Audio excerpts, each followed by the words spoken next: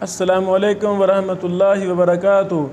हलाल व हराम का ताल्लुक़ किस किस किस्म के साथ है? अल्लाह अकबर। हलाल व हराम का ताल्लुक़ ज़िंदगी के हर शोबा के साथ है। यानी हम सुबह से लेकर सोने तक जिस भी शोबा में हम काम कर रहे हैं, हर शोबा में हलाल व हराम का ताल्लुक़ है। खाना और पीना, इसमें हलाल व हराम का बहुत बड़ा ताल्लुक़ है। लिबास की कई किस्में हलाल हैं, कई हराम हैं। लिबास की कई शक्लें, कई सूरतें हलाल हैं, कई हराम हैं।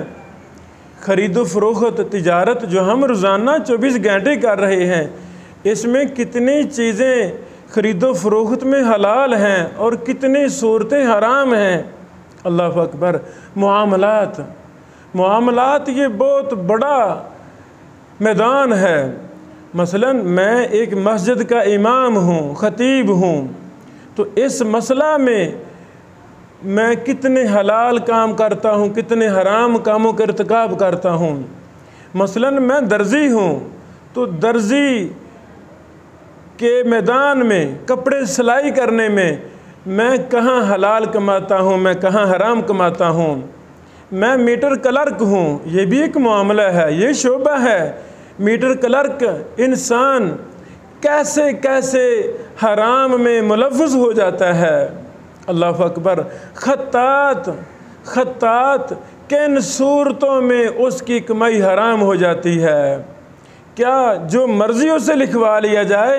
नहीं, खत्तात और पेंटर और कंपोज़र भी पाबंद है कि वो किन चीज़ों का काम करेगा, किन हराम चीज़ों का काम नहीं करेगा। अल्लाह अकबर।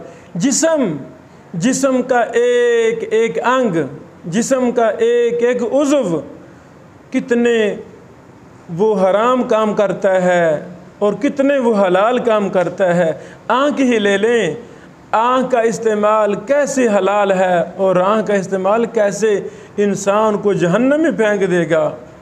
दिल, ख्वाहिशात, नियतें, इरादे, ये भी एक बहुत बड़ा अमल है और ईमान में ये शामिल है।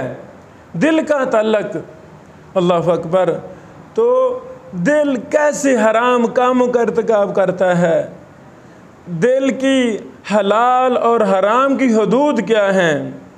सुबहान अल्लाह। यानी इस तरह दुनिया के हर शोबे के मुतालिक हमारी शरीयत ने हमारी रहनुमाई की है। वहाँ हलाल चीज़ों को भी पेश किया है और हराम को भी पेश किया है। अल्लाह अकबर। यानी इन तमाम उमूर पर हम अगले दिनों में, अगले लेक्चरों में हम एक एक चीज़ पर बहस करेंगे। बारकल्लाहु फ़ीकुम।